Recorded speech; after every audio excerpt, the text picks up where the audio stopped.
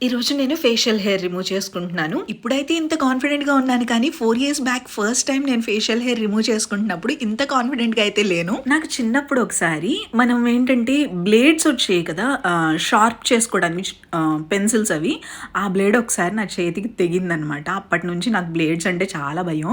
కానీ facial hair remove చేసుకోవాలని అనిపించేది. అందుకని ఫేషియల్ రేజర్స్ అయితే ఆర్డర్ పెట్టేశాను.